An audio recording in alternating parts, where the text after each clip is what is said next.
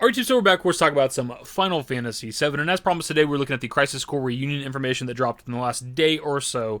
I do want to say before we continue a couple things. One, there are more in-depth translations than what we're looking at. We're looking at the Gamatsu article again, just this time we're looking at just the Crisis Core stuff. Whereas you could go to like Twitter and like go to like Turquoise Hammer, or go to like Audrey Atakamochi, and they're giving you like the full actual translations of like the questions being asked and like the responses from Katase, Nomura, like the full length, like 2-3 sentence replies and stuff like that. What we're doing by using this Gamatsu article is kind of focusing on the important information that's out there. A lot less reading from me, too, in this video, where we can actually just kind of talk and discuss about the shit. Kind of get to the point, if that makes any sense. That being said, it is entirely possible that this Gamatsu article doesn't touch on like all this stuff that's out there, because I do feel like I've seen some translations that I've not seen in this article. So if that is the case, if there's important information out there for both Rebirth or Crisis Core Reunion that I haven't touched on between these two videos, let me know in the comments. We can definitely talk about that in a separate video. The other thing I want to touch on really quickly, and I keep forgetting to do this, been meaning to do it for the last several videos at this point, is I want to thank everybody for the traction of the channel lately. Like, we've always been a channel that gets roughly about 1,000-something views, and depending on the video, it might get more than that. But here lately, just about every video we put out gets like 2,000 plus views, sometimes 3,000, sometimes more than that, whatever the case. I don't know what's different. Like, the sub count hasn't really changed that much. I don't know if it's more subscribers just watching content, if it's just my videos being recommended to a lot more people. I could probably dive into the analytics of the channel and figure that out, but either way, I want to thank everybody. Obviously, as a content creator, you want the biggest audience possible, right? You want more people watching your stuff, so it's always nice to see those numbers get higher. I'm not really an analytics person. I don't live and die by the analytics. It's not the biggest deal.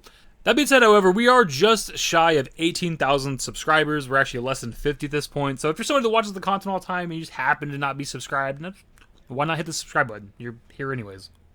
Anyways, let's hop into this shit. Now, before we get into the actual information, I do want to touch on a couple other things really quickly, because Square Enix did put out an article the other day, like a day or so ago at this point. And it actually told us the voice actors for Crisis Core Reunion. Obviously, Caleb Pierce is voicing Zack. We also have Brian White doing Aerith, Tyler Hoechlin doing Sephiroth. But we actually have voice actors for Angeal and Genesis. So Angeal's new voice actor is Bill Millsap, and looking into his IMDb, he's got quite a bit of video games under his belt. More recently, he was a part of Horizon Forbidden West. He just kind of did additional stuff on it. But he's also done some dubbing work for anime such as Seven Deadly Sins, One Punch Man, and JoJo's Bizarre Adventure. So obviously he's done a lot of voiceover work when it comes to video games and also anime, which is pretty different to a good portion of the remake cast, surprisingly, because when it comes to like Sephiroth and Cloud, right, Tyler Hoechlin and Cody Christian respectively, like they've really only done remake. Like most of their filmography is TV and movies, like actual live action shit. Now that's nothing against them, of course, because the voice acting in remake is fucking fantastic, and they knocked it out of the park for what seems to be maybe their first voiceover shit they've ever done. But it's nice to have somebody on the cast of Reunion who's like a very storied voiceover actor. Now, the new voice actor for Genesis is Sean Condy, who actually has a little bit of a history with Square Enix. He did some voiceover work for the dub of Dragon Quest Your Story, which is an anime based on the 5th Dragon Quest game. But also more recently did some voiceover work for Neo The World Ends With You. So he has a bit of a history. Maybe that's why they chose him for Genesis. He certainly has some very interesting shoes to fill, because Genesis is a very polarizing character. I personally don't hate Genesis. I don't like him either. It's just he never really bothered me. I'm just a fan of Crisis Core, so whatever. You know, I get why people don't like him. I get why he can be annoying, but like, it's whatever. It's kind of like Vaughn. Like, a lot of people hate Vaughn from FF12 as one of the worst like protagonists of the series, but it's like, I don't like hate Vaughn. I just don't like care for him either.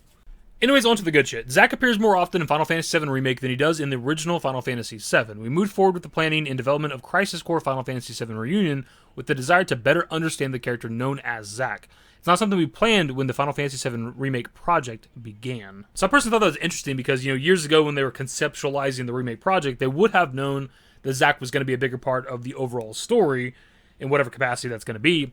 But they weren't planning on, at the time, making a Crisis Core remaster. Like, that was never in the works, really. But eventually, I guess they decided that they wanted to. Which is pretty weird because, like, the fan demand has always been high for this, even if it was just a port. Not even necessarily clamoring for a remaster of the game, though that is the better option. People just wanted the game on other platforms. The way we could just fucking play it. Crisis Core Final Fantasy VII Reunion has been improved to the point that there is no part from the original game we left untouched. To put it as simply as possible, all of the assets have been replaced. Camera work and motions have also been adjusted, and all of the summons cutscenes have been completely remade. So a lot of what they say there is just stuff you can kind of pick up on if you just watch the trailer. Like, it's pretty clear that they completely overhauled every bit of the game. Which, again, is why a remaster is better than a port, because we do want the game to be enhanced. Like, right here, the game looks beautiful, right? But at a certain point, especially you go up to, like, signs and stuff around the world, like, shit's blurry as fuck. Textures are terrible. The cutscenes in the game are beautiful, right? Of course the cutscenes are beautiful. It's PSP. But, man, there's certain aspects of Crisis Core that just look ugly as fuck. So it's nice that they completely overhauled all of it. Other than Zack, key characters such as Cloud, Aerith, and Sephiroth have been remade with great effort, which, I mean, what does that mean for the other characters? Like, is Angeal gonna look like shit? Somewhat joking aside, these are obviously more important characters, right? Genesis, we've seen other things within the compilation, but for the most part, if we're talking the grand scheme, the overall story for FF7, Aerith, Cloud, and Sephiroth, they're just more important, so obviously they're going to get more work done to them. Battles have also been significantly enhanced with the idea of improving the tempo. Zack's attacks can now be connected in combos, and magic and abilities can now be selected via shortcuts. By abolishing some of the DMW cutscenes, battles now proceed more smoothly. Additionally, the limit breaks and summons that previously activated immediately when the digital mind wave slots aligned can now be activated at your own discretion. So this is obviously a good thing. This is one of the complaints that people have with the combat from Crisis Core is, like, it's really annoying. Like, you're sitting there fighting and every couple of seconds you're getting a goddamn cutscene because a limit break happens or a summon happens or whatever the case. So it's nice that they're getting rid of that shit so that you can kind of up the tempo of the combat. However, the fact that you can do this shit at your discretion, you can like do the summons whenever you want to or do the limit breaks whenever you want to, how's that going to work for one? But also, if you're kind of negating all of the DMW stuff, then what's the point of even having it there? I know it's there for like storytelling purposes because at certain points of the story, your emotions are enhanced, so you're getting certain characters, and Zack's thinking about Angel or thinking about Aerith or whatever the case. Like, I get why it's there in the game, but if you can just use the DMW shit whenever you want to, why even have it? It's weird. It's strange. I don't know. You don't have that like randomness to it. Is that still how we level up? Do you have to get all 7s to level Zack, or can you just... I don't know. Whatever. Also, it's really nice that they added in shortcuts to use magic and abilities, because in the original Crisis Core, you had like the bottom right bar, and you had to like tab over to use a spell or tab over to use an ability. I'm thinking now it's going to be something similar to what they have with Remake, where you can put one of your abilities to like L1 in triangle, L1 in circle, stuff like that. With more buttons available on current platforms compared to the original PSP release, you can freely move the camera with the right analog stick, including in battle. This is a nice quality of life change. I hate games that don't let you move cameras around, whether they're new or old games, whatever they might be. You want to be able to spin the camera and look at the environment and stuff like that, get a better vantage point, look at the enemies that are fighting you, etc., etc. When it came to the original PSP version, like the PSP only had the D-pad and like one quote-unquote joystick, and then it was just the triangle, square, circle, X, right? So it makes sense that with a more modern version of the game, you'd have the ability to use the right analog stick. Elements of Final Fantasy VII Remake have also been introduced into the battle system. For example, a mode change has been implemented that allows Zack to unleash strong attacks. This is fucking cool. This is completely brand new. This is like a Punisher mode for Zack, I guess, essentially. Maybe it's not like exactly comparable, because I don't know if we have any gameplay of that within that initial trailer that we got. But it'd be kind of interesting if it is like almost exactly the same thing as Punisher mode, because then maybe that would give us like a little reason as to why Cloud uses Punisher mode within Remake, because maybe Zack used to. All scenes in which characters appear and dialogue text is displayed are fully voiced. NPCs are also voiced. This is another thing that we can describe as fucking cool. Like, this is something people picked up on right away when we got the reveal at the 25th anniversary event. Despite Crisis Core being a relatively modern game that came out in 2007, like, there's a lot of the game that isn't voiced. It's just characters talking to each other, and it's just text box, which isn't the biggest deal. Like, I grew up playing those games. I'm fine playing it. But it's nice that they didn't just bring in new voice actors to re-record the old dialogue from Crisis Core. Like, they recorded aspects of the game that have never been voiced before. Like, that is huge. And they also added voices to just random NPCs, dude. Like, so if you talk to a nameless character in, like, the Sector 5 slums when you're hanging out with Aerith, like, somebody that didn't even need a voice, they gave them a voice. Like, that's fucking fantastic, dude. Holy shit. While not true for all major characters, some character voices have been newly recorded. Genesis, who is voiced by Gact, was already fully voiced when the PSP version released. This trailer specifically is talking about the Japanese version, especially because they're mentioning Gact, who obviously is the Japanese voice for Genesis. So really, this doesn't even affect us, because we're obviously, most of us, playing the game in English. I guess you could probably switch it to Japanese if you wanted to. But what this is actually referencing is that when it comes to the voice acting for FF7, like the compilation, the voice acting's kind of always been the same. Like the guy that voices Cloud, for example, I think has always voiced Cloud in Remake and everything before it. Whereas on the English side of things, when it came to like the Remake project, they got a completely new voice acting cast, right? It's not the people who voiced the characters for years prior, which is a very controversial topic, of course. And as I said for, at this point, years now, like, I love the new voice acting cast when it comes to Remake. And I think that in some cases, the voice actors did a better job with Remake than the original voice actors, outside of maybe Sephiroth. I don't think Tyler Hoechlin's a bad Sephiroth by any means. But you're talking, I mean, the original voice is George Newbern, dude. Like, you're not going to top that. But the point of what we read is that on the Japanese side of things, they are actually going to change some of the major characters. I guess we just don't know who yet. We made some small adjustments, such as the positioning of treasure chests and so on, to improve playability, but since this is ultimately a remaster, there are no new missions or anything like that. So first off, this is the first time where they touch on this really just being a remaster, maybe, and the possibility of nothing new being in the game. To go a little more into it with the later one we're going to look at here in a minute. But also the fact that they're moving around like treasure chests and stuff like that, that's kind of interesting. So if you've played like Crisis Core a lot, you kind of know where everything is. Like, they're going to switch that up a bit, so maybe it feels a little fresh, a little new. A hard mode has been added. This was also included in the Western release of the original Crisis Core FF7, which you can select as your difficulty level from the very beginning. You can enjoy challenging battles in which enemies have high HP, and how you approach combat requires a bit more thought.